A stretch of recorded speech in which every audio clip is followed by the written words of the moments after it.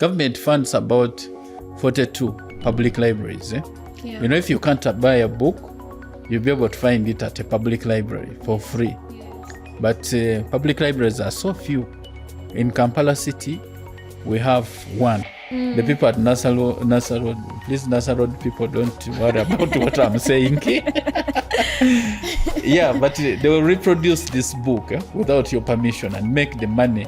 And for you want to make any one. When you write a book, ensure that you put your name on the cover and the title page. Yes. At the back of the title page, please put for us the copyright information. The year, the C in the circle, the year and the owner of the copyright. Also put a copyright notice. The copyright notice is that small paragraph that starts with all rights reserved. That's the copyright notice.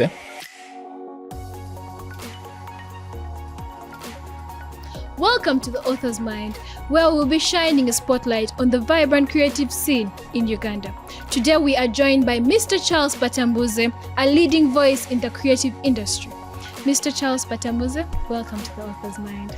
So my name is Charles Batambuze. I am so many things in the creative industry.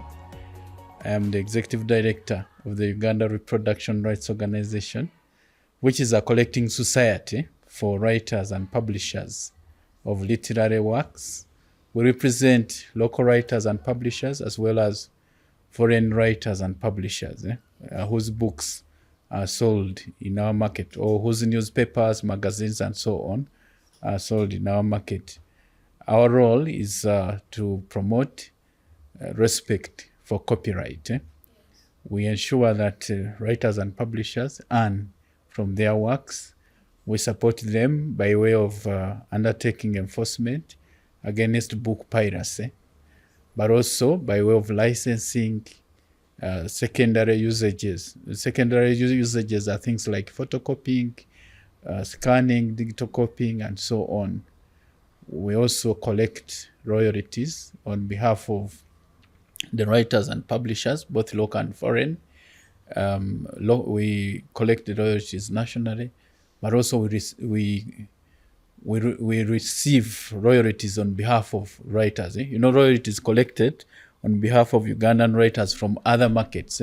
For instance, if the book was copied in the UK, that money will be sent in South Africa and other countries. Now, that is one role.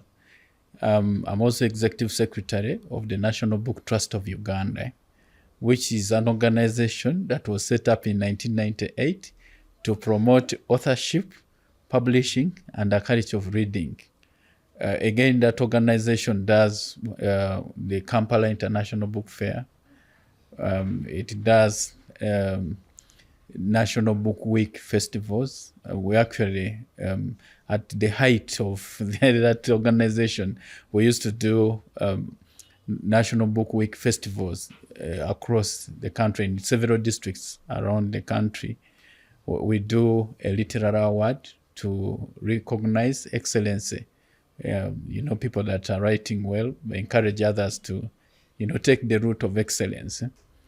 We also do children's reading tents and book donations. We donate a lot of readers to schools and other places where children and young people can find materials for reading. In 2020, we set up an organization that brings together all people in the creative industry. It is called the National Culture Forum. In the Culture Forum, I'm the vice chairperson. The Culture Forum is really a platform for creatives to lobby together, to build capacity within the industry, to network both locally and internationally, and to support government in the implementation of the national culture policy. Yeah. So what inspired you to get involved in authorship and publishing in Uganda? To begin with, as a child, Yes. I grew up in a home where there were books. While growing up, I read a lot of children's books. Unfortunately, many of these books, or majority, were foreign. They were British True. children's That's very books, true, yes. from Ladybird. Yes, in nursery school. Yes, Ladybird. So I grew up, having a very interesting relationship with books. I identified books as a source of fun, entertainment, the source of learning, many, many great things that because those stories apparently inspired in me a sense of awe, imagination, wonder, Very and true. pleasure. Very You true. understand? Very true. When I joined secondary school, I found the school I went to had a shelf full of African writers. So the African Writers series, the books that had been published then, I read most of them. Yeah. Of course, plus others. Very So true. all my life I've been a reader. And so partly what really drives me or inspires me is this idea that, every child deserves the opportunity, to be given the opportunity to enjoy interesting stories. Yes. So in my work, we ensure that, children especially can have access to materials or books that are interesting. But also, the time I grew up, and many other people also grew up, these days things have changed. Yeah. The focus at school was actually exams. You went to school to cram. Yeah, that is true. That's the Ugandan system. Yes, you went to school to cram, Yes. so that you can score 90. yes A. Yeah, that was the challenge. Yeah. Somebody wrote a paper that shows that even though the emphasis at school, actually the emphasis at school is more on school textbooks. Yeah. Actually, from the Minister of Education perspective, there are only a few times when they can buy, say, children's storybooks or readers for secondary school students. Most of the time, they are buying mathematics, science, English. social studies. So all of us Ugandans, the reading that we've had and gone through has had to do with the subject-oriented reading, because the curriculum requires that you read those books and therefore be able to answer your NEBO exams at the end of the day. So this exam focus has been a challenge, and it has been our duty to ensure that we introduce children to the joy of reading outside of the school system. Yes. We believe that when you read as a child, you will read as an adult. But if you are denied the chance to read as a child, you'll not read as an adult. Yeah. And this relates to the issue we're talking about. The writers, some of them write and maybe get published, but then they have a challenge of the market. Yeah. The reality is the market is still small, because a lot of people that go through the school system have not been trained to be readers. Yeah. So the moment somebody completes their last paper, they are happy. They'll say, yeah, now to hell with books. But yeah. That is very true. That is very true in the Ugandan system. I personally remember not even having my books after Form 6 because of that. Yeah. So if we are to grow the market for books, we need to catch the children when they are still young, expose them to books. We've been talking to families, parents, because in many homes there are no books. That's the very only true. book that is there is the Bible or the Quran. Yeah. But in addition to those other books, we've been asking people to buy books, children's books. For instance, if it's the kid's birthday, instead of buying a Chinese toy, Buy a book. buy a book. Yeah. And the collection can grow over time. But also I'm aware that children share books. So if it's a neighborhood, imagine if it's a neighborhood of, say, 10 homes. Yeah. And in that particular season, the parents in those 10 homes, each has bought a reader or a storybook. Yes. So those will be 10 titles, and the children will exchange them. Yeah. They will grow up loving to read. Loving how to yes. read books. It's very true. But also, we could also bring in the aspect of the African books, because I believe the African society, like Uganda, is very rich in culture. So we have so many stories. I feel like if a 5-year-old reads a book about Chintu Anambi, that's a very beautiful story to go about, instead of maybe reading Ladybug. Like Not only saying. that, okay, generally people love to see themselves in stories. Yes, that is so very our true. culture represented, Yeah. the people I mean, things that we associate with, represented in those books. My example of reading Ladybird books, it was interesting. It helped me build language skills and so on. But in terms of exposure to my culture, that was a poor strategy. And let me tell you, the broader impact of exposure to cultural products, not only books, by the way, even movies, music, and so on, that is not local, is that eventually you create a society that becomes a market for foreign products. You see, the stories in the books, the stories in the movies that we see, and the images in those whatever, turn us into, they have a power. We call it soft power. It's urging you to do something without really forcing you. But because it's just that belief that, what was represented, that picture painted for you in a book or in a movie or whatever, was the perfect picture of, what is good. It's like reverse psychology. Yes. So, no wonder we wear suits. That is very Yes. true. That is very true because of the doctrine. Yeah, we wear Doctrine. suits. Yeah. Many of us go to a restaurant and you order for Pizza. Pizza.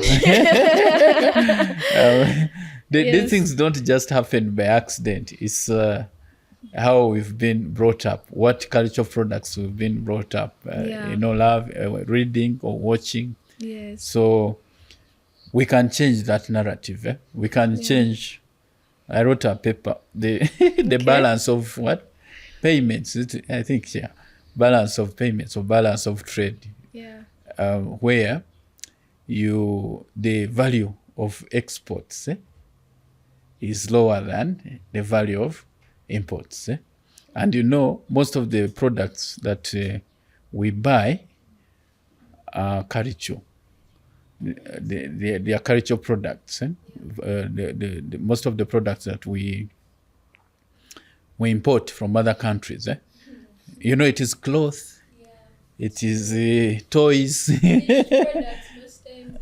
Yeah, it is toys. It is these days mats. It's painful to see Chinese plastic mats taking over ours. Now, what will local artisans do? Because they cannot compete with the plastic mat, and so on and so forth. But we can change that narrative. So there has been a campaign over the years to write children's books in locally, both in English but also in several Ugandan languages. Yes. And actually, at some point, I think it was in 2002, government put aside some money specifically for children's story books. Okay. The program was called Decentralized Instruction Materials Procurement Program, DIMP. Yes. And it was a great thing because for 10 years, that program was on for 10 years. Yeah. For 10 years, several titles were born, children's books, storybooks, really. Very interesting storybooks Yeah. were born. And but that effort also helped us expand the bookshop network around the country. Let me tell you this, that for many years, we had about 42 bookshops countrywide. These bookshops were called Uganda Bookshop. Yes. Oh yeah, and Uganda Bookshop is owned by Church of Uganda. Yeah, so I think the strategy of the church to sell Bibles, hymn books, and so on, they had bookshops in many of the towns around the country then. Yeah. So in total, they had 42. They had a network of 42 bookshops. So when this program for, helping children access local storybooks started rolling out, the numbers of bookshops grew from 42 to about 346. Wow. Countrywide. That was major. Yeah. Because then you could write and publish a book in Kampala and you would be able to distribute it in Kotido. You would be able to distribute it in Arua and many other places around the country. So that was something awesome. What happened to the initiative? That was the best way. I know. Okay. Yeah, but anyway, I'm just showing you some of those success interventions, the success stories. But these things, by the way, don't just happen by accident. There are people that came up and said, enough is enough. We have we have had enough of our people not being able to access materials. So they lobbied government, and government was able to do something about it. Also, there's another group of people that have said, enough is enough. We are tired of not having our people accessing books. So right now, as I speak, government funds about 42 public libraries. If you can't buy a book, you'll be able to find it at a public library for free. Yes. But public libraries are so few. In Kampala City, we have one at City Hall, KCCA, and many other cities don't have public libraries. So in total, anyway, countrywide, about 42. However, private people that feel their communities deserve access to books have started public libraries, and we call them community libraries. Those are about slightly over 140 countrywide. And then we are still counting. So that is very nice. It means it's now up to us as Ugandans to get back into the culture of reading because the resources are available. That's one way. The other thing, by the way, the culture of reading is we can restore it when we write more books that have the local context in mind. Yeah. Imagine me when I was reading the Ladybird books. Challenge was we're reading about winter. We don't have winter here. No, that is very true. That is very true. Yes. Autumn and we need more relatable stories. Yeah, we would imagine that a year has 4 seasons, whereas in our context, a year has two seasons. Now, to tell a child that a year has 2 seasons when they have read that a year has 4. It's kind of hard. Yes. It's true. Yeah, so the people out there that are writing books, you are doing a very wonderful job. I want to encourage you to continue writing. You are the people that are going to save our culture. Honestly, as you have heard, the platforms are available. You just have to write. So what is the current state of copyright in Uganda today, and how is it affecting the creators? First of all, we have a law. Yes. It's called the Copyright and Neighboring Rights Act of 2006. It is now almost 20 years or something like that.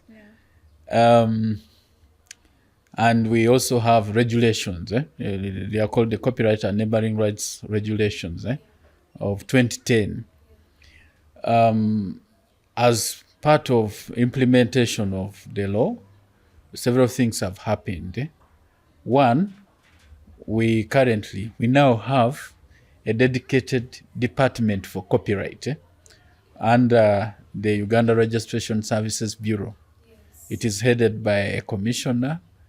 They are currently actually recruiting more staff to be part of that department so that law enforcement, awareness creation, the things that government is supposed to do can effectively be done. We have an enforcement unit which is based at URSB.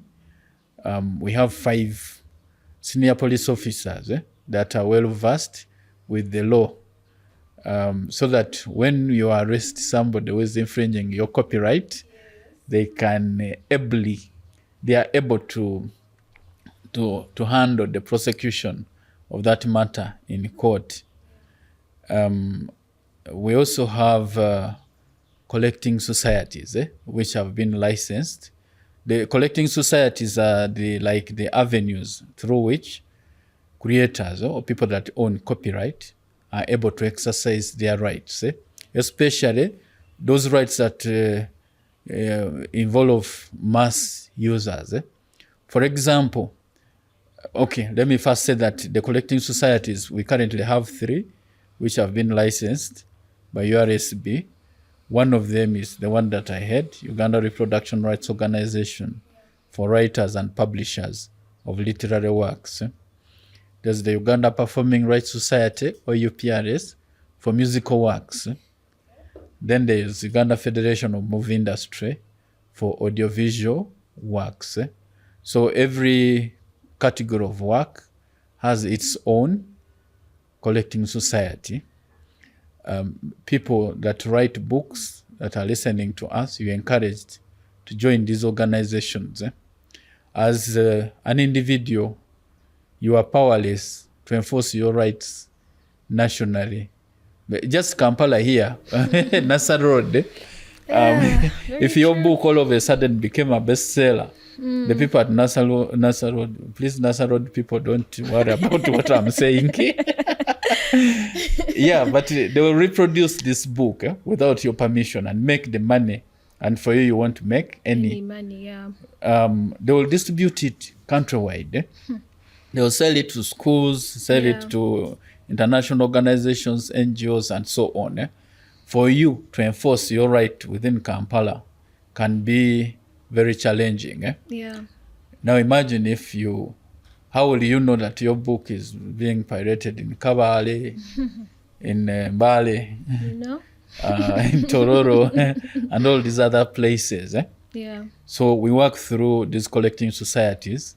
They are run by professionals, and they have the right powers within the law to do things that ordinarily an individual would find difficult to do. Yeah. For example, we have staff that work as copyright inspectors. Yes. These people have powers. They can enter a premise, aircraft, vehicle. Are you hearing my authors? And they can enter all those spaces for purposes of inspection and confiscation in case they find infringing materials or machines that are being used to infringe copyright. They can confiscate. These people, they have those powers. At Euro, we have been exercising this power effectively. In fact, in one of the years between 2015 and 2016, we confiscated copyright infringing books worth 1.8 billion Uganda shillings. Yes. So the writers out there, you need to join these organizations. Those of you that are also musicians, join UPRS. And those of you that are also into film, join Uganda Federation of Movie Industry. These organizations are set up so that you can benefit. They are part of our ecosystem that is supporting creatives to monetize. Let me use that modern word of monetizing. Please. Yes, so people, you need to monetize so that you can become rich from your vocation of being a writer or a publisher of books. Yeah. Currently, we asked as an industry, the entire creative industry, we asked that the Copyright Act be amended. Please. One, because Uganda ratified several international copyright treaties. So for purposes of domesticating those provisions, the reason why ratification is important is, when Uganda becomes a state party to, say, there is one of them is called the World Copyright Treaty. When we become state parties to World Copyright Treaty, it means that our creatives can be protected in all the countries that are state parties to that treaty. That's how the system works. Yes. So we asked, the amendment is domesticating that. Two, technology. Since 2006, technology has changed. Technology has changed. Now we talk about e-books. We talk about audiobooks that are distributed from digital platforms. The musicians, the shops like Kasiukira are no longer there, where we used to go to buy tapes. Even film, the video libraries. Of course, the few that still remain sell DVDs, but otherwise you can get everything online. So things have changed. Now, when I see my book on your website, what do I do to get it off your website? We call that take down. So the amendment is providing for take down. And we will be applying to the Register of Copyright so that a take down can be effected. The amendment is also providing for powers that the registrar needs to have in order to help the industry function well. There are certain powers that the registrar should have, the Register of Copyright, and many other things. The most popular issue in that law is we asked for the law to impose a formula for sharing revenue that that music generates as a coloring back tune. We have asked, the current system, the musicians, the 700 shillings which you pay for coloring back tune, the musician earns about 12 shillings. Okay. Yes. Okay. Yes. And that is unfair. That's about 1.8%. Government takes 50% of the 700 shillings. The remainder, the telecoms take 80%. And then there is somebody called an aggregator. So the musician takes home 1.8%. Now, no wonder we do car washes for sick musicians. So we have asked the government to end this system of exploitation of people that own content. And the amendments are saying the musician should be entitled to 60% of the CRBT revenue. Then the others share the rest. We hope it goes through because it will be a great thing. There are other things we had asked earlier on. These days, the way we distribute books and so on has changed. Many of you receive free books. You don't even solicit for them on WhatsApp. Somebody just sends. Yes. Somebody just sends a book on your WhatsApp. Will you go to a bookshop to look for that book? No. So how does the author gain? The editor, the photographer, the illustrator. So technology, in a way, is taking away revenue that is meant for creatives. Yeah. We are still advocating for what we call a private copy remuneration. This is a fee that is imposed on a gadget. when it comes into the country, or if it is manufactured locally at the factory where it is manufactured, and that money is collected and given, distributed to creatives as a royalty. So expanding the royalty streams for creatives is one of the things that the amendment is seeking. Because honestly, creatives have suffered, especially authors. They keep crying.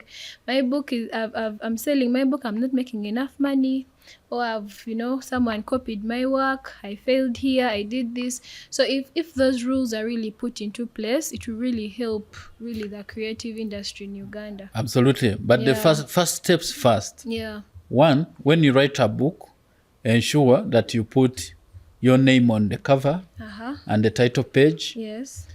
At the back of the title page, please put for us the copyright information. The year, the C in the circle, the year and the own of the copyright. Also put a copyright notice. The copyright notice is that small paragraphs that starts with all rights reserved. That's the copyright notice. That is the first level of protection. If you write either on commission, if you have been commissioned to write, or you write for a publishing company, make sure that you sign a contract. That is also first level of protection. Without a contract, it becomes difficult for us to help you. Many writers come to my office to say, oh, this publisher has made 1 billion shillings. And I made, he only gave me 10 million. Then you want to help and you ask, okay, where is the contract? Because that is the starting point for us to be able to help.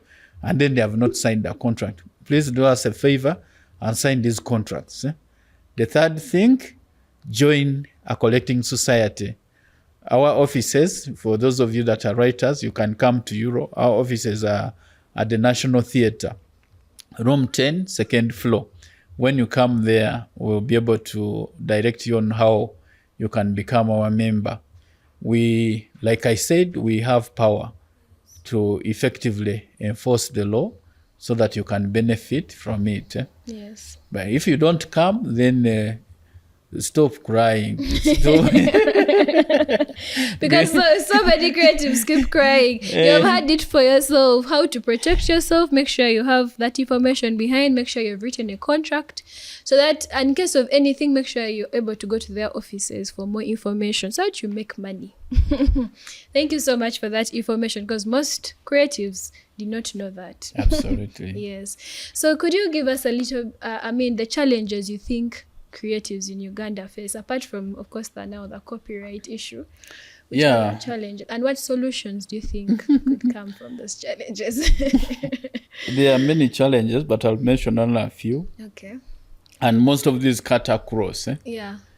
But maybe even before I mention, let me alert the creatives here that for many years, our industry was not recognized by government. Yeah. So there was no government recognition. Yeah. So the papers that we've been writing and the speeches we've been making have been to the effect that, how come our sector is the only one that is underfunded by government? Yeah. Because the budget allocation for the creative industry has always been below 0.003%. If you studied math and you round that off to the nearest, is it 1 or 10? It becomes 0%. So we've been getting 0%. However, I thank the creatives that came up and started agitating. Please, guys, don't just sit back and keep quiet, thinking a solution will come. You have to work for the kind of environment you want to work in. Yeah. So in the fourth National Development Plan, which is rolling out beginning this July, okay, for 5 years, we have a page. We have a page in the National Development Plan for dedicated to creative industries. It is addressing some of the challenges that we've been highlighting. One of them, for example, skilling. Many people are struggling to be writers, and I don't know where they can go to better their skill of writing. Yes. So skilling is one of those challenges. We've been trying to address skilling through master classes and so on, but maybe that is not adequate. Yeah. You have heard of the presidential initiative for skilling the girl child. Yes. Have you heard it? Yes, I've it heard is of it. focusing on crafts and whatever. There's nothing like writing there. They also need to focus on writing. Yes. They need to focus on camera work and all the other relevant skills that we need in the sector. Yeah. But also maybe there's something called DIT, the Directorate of Industrial Training, under the Ministry of Education. They need to do more work to cover the entire expanse of the creative industry by coming up with curriculum and materials that can help people to get better skills to work in the industry. 2, the issue of capital. Is a very big issue. Our sector is capital intensive. You need a lot of money. Yeah. It is also very risky, because when you have written a book, you are not sure that you'll even sell a copy. Very true. You cannot go to a bank to get a loan so that you can write a book. Yeah. The bank will wonder. You're getting a loan for a book? Yes. Yes. So capitalization or lack of access to affordable capital is one of those challenges that we flagged as important, and it is also covered in the National Development Plan 4. And in this budget, guys, those of you that have been struggling to get money, there is hope. in this budget, which government is beginning to spend this July, Yes. there is 66 billion See? for creatives. Out of the 66 billion, there is 28 billion, which is going to be given out to circles of creatives. So you guys need to organize yourselves so that you can access some of this money in your circles and, continually borrow on your terms. Yes. Because it is your circle, so you set the terms as opposed to going to a bank. In fact, we have told government that the system of using copyright as collateral should start working. Yeah. When creatives go to the banks to borrow, they'll ask them for collateral, traditional collateral, land title, car logbook, and so on, which they don't have. So, these are exciting things that are beginning to take shape, and we need to take full advantage of them as creatives. Yes. So if I'm a creative right now, how can I access that money if I'm able? Maybe I've gotten the skill of writing. Now I want to write my book. I want to get money. Let me just put a disclaimer that the minister,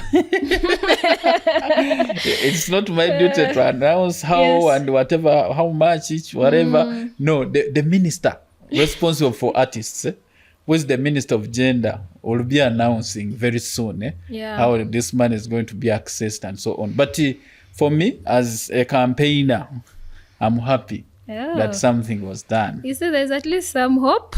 Yeah, so which is a good thing, because for a long time the creative industry has really been neglected. But I'm happy that government is starting to see our importance. Absolutely. And they're now giving us some money. Maybe I can highlight another challenge. It's infrastructure. Yes. For instance, I mentioned that there are about 46 publicly funded public libraries around the country. Those are too few for a country of 47 million people. We have only one theater that is funded by government. Yeah. Only one art gallery that is funded by government. We have one national library, which is even in a rented place. So, like you rightly said, government has been neglecting this sector, but we have been campaigning. We have been telling government that this sector has potential, enough potential. Yeah. And it has potential for creating work for young people. True. Actually, it can help offload the burden of youth unemployment that government is always suffering with, because in terms of employment, the sector employs everybody. It's like agriculture. Whether you went to school or not, you can have a role to play in the creative sector. And also, we have been telling government that this sector can make money. Yeah. Actually, with digital now, you don't only sell to Ugandans, but your market is the world. Yes. So writers out there, think about the world. When you are writing a book, think about the world as your market. Yeah. For instance, if you want more sales, say in the US, what is it that US readers want to read? Yeah, very true. So write along those lines. Yes. But otherwise, if you just write fa wandika fa. If you just write anyhow. I wanted to find out, is there a criteria of what you write being like? Maybe do we have maybe an organization or a committee that checks what kind of work we are writing and criticizes and says, okay, this is okay, this can go, this cannot go? Do we have it in Uganda? I wouldn't advise an organization, us having that organization, because there would be very serious censorship. Yeah. Many publications will not come out. What I would advise, writers, please don't write for yourself. Yeah. Yeah, write for me, write for Batambuze. Write for the market. Yes. There are writers, you ask them that, okay, when you were writing this, who did you have in mind? Yeah. And they said, no, it is just my work. So when you have written for yourself and the book eventually does not sell, it is because you wrote for yourself. Yes. So of course you love the work. It's for you. It is for you. But if you are writing for the market, then you have to think, how are those people thinking? What are their cultural values and so on? What is it that interests them? So like I gave the example that if you are writing for the American market, what do American readers want to read? Yes. Do some research and then start writing. As you have had it yourself, write for others, not just for yourself. Yeah. So, Mr. Charles, what initiative has National Book Trust of Uganda done specifically and Euro for the creative world to promote creativity and all that? We talk about it. We talk about books all the time. In fact, we have a WhatsApp group. Oh, okay. That has writers. You know, every writer, you know, those that write fiction, those that write academic works, and so on, writers and publishers from across the country. Writers out there need to get on this WhatsApp group. It's a great platform for sharing, things happening in the industry. But also it's a great platform for getting inspiration, even ideas on what to write about. People also ask about cover designs. Somebody is designing a cover and they post it there and ask for reviews. So people are willing to give these reviews.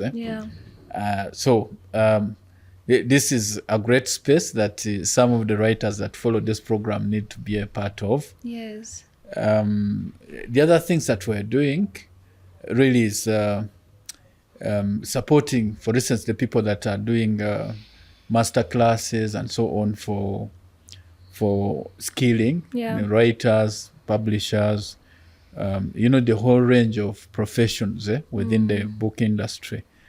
Then markets, the purpose of the fair really is to open up the market for books. I hope that we can have some money to do regional book fairs. Yes, honestly. Because it now would that really the 66 exciting. billion is here, we shall see. Yeah, because in those book fairs, at least you're able to meet more authors, you're able to get more books, get more inspiration. Absolutely. Yes, it's a very big space, We are doing all those things, all sorts of things, by the way, to get people, to get writing happen. Yeah. But also to get people reading. because at the end of the day, when people have written, we want them to be read. Yeah. Yes. Yeah. So I wanted to know, what is the importance of bringing in the African culture into these African books, and how can Ugandan authors contribute to that? First of all, culture is the raw material Yeah. for creativity. Yes. You should, everybody really creates from what they know and what they are, Yes. which is their culture. Yes. And this culture can either be expressed in terms of language. Yes. So there are writers that write in Uganda, there are writers that write in Nyankole and all the other languages. Yes. Ideally, what those people are doing is to express those languages. And those languages represent values, they represent identity, and so on. So the writers out there that are writing in their mother tongue or the local languages, you are doing a very excellent job, because you are keeping our cultures alive, you are keeping our languages in use. You know, language, for it to grow, it has to remain in use. Yes. The moment it falls out of use, it dies. Yeah. So that's one way. The other one, for the people that write in English, for instance, if you are writing a story about a night in Kampala, you write about the ladies of the night. You write about Boda Boda, which is a part of our cultural identity now. Yes. Okay, a part of our identity. You write about the street lights that are not there.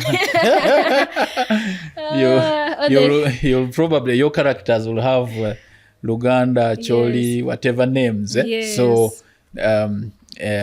and then some expressions and so on. So the actual value of writers writing is so that many of these things can be passed on to the newer generation of young people that need to know these things. Yeah.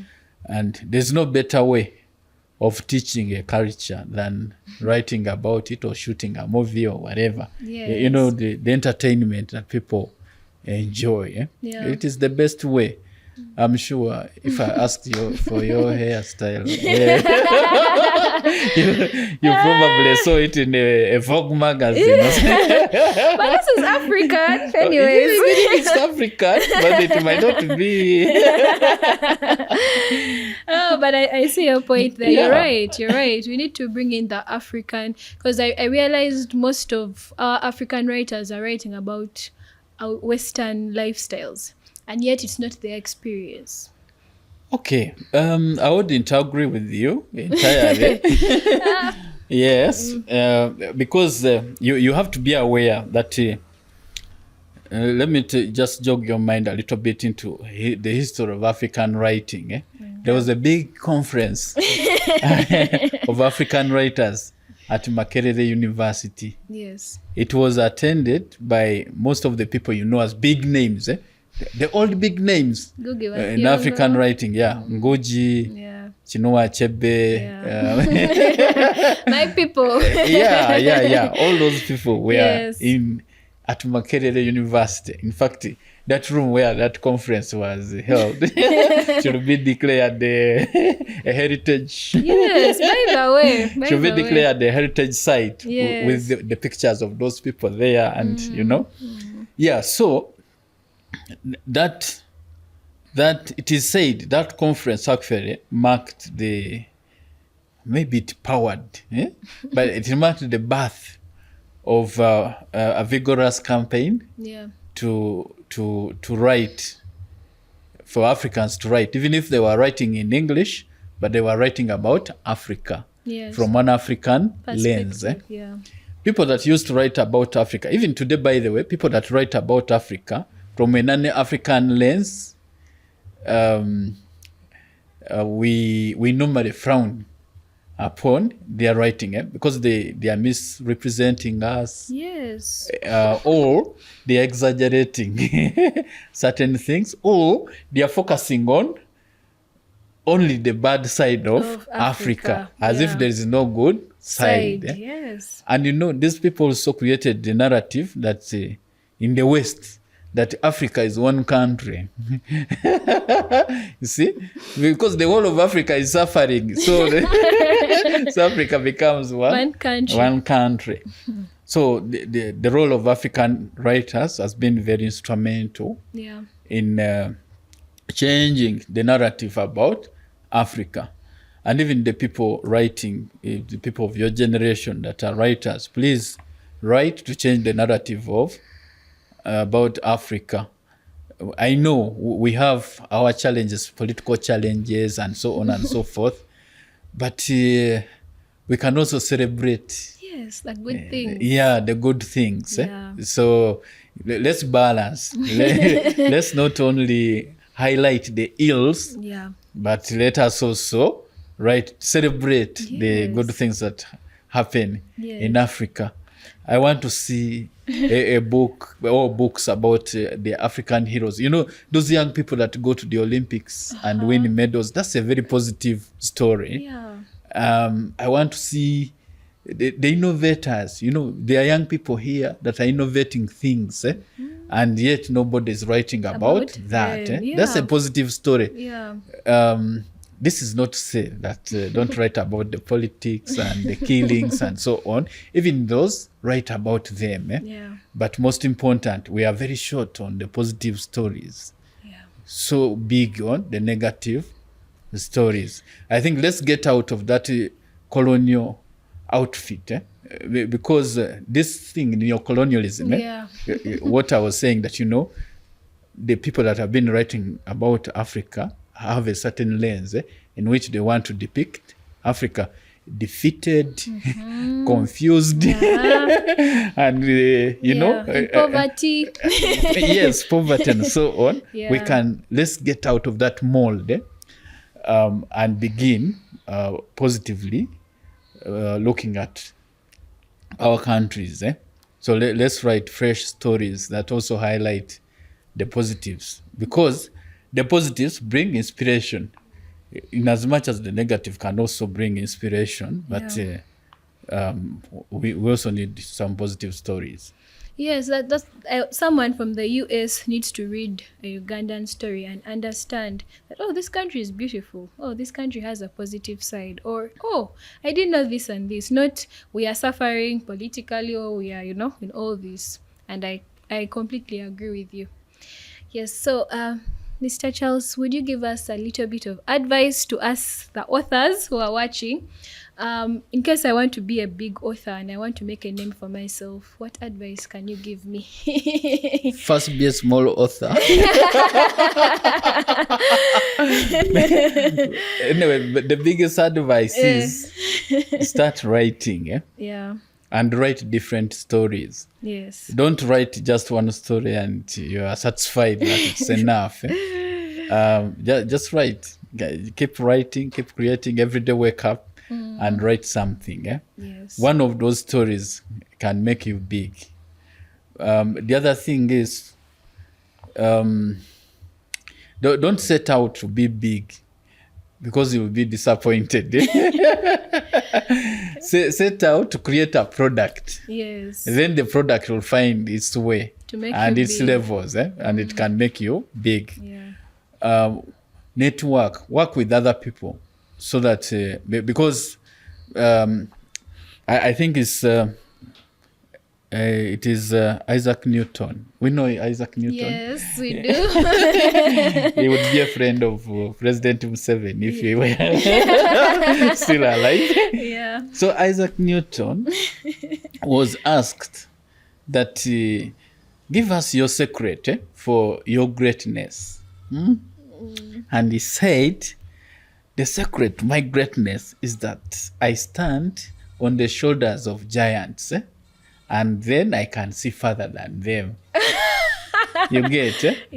So every writer out there, look for a giant on whose shoulders you can stand, so that you can see further than them. So you need other people. In other words, you need other people in order to succeed at what you are doing. Yeah, you can't do it alone all the time. Sadly, we've come to the end of this amazing episode. Thank you so much, Mr. Charles Batambuze, for giving us your time and giving us all this important information. As a creative and as an author, I hope you've picked a word or two. And in case you have any more questions for us, please leave it in the comment section below. Like, follow on all our social media accounts at Author's Mind. My name is Jenny, and this is the Author's Mind.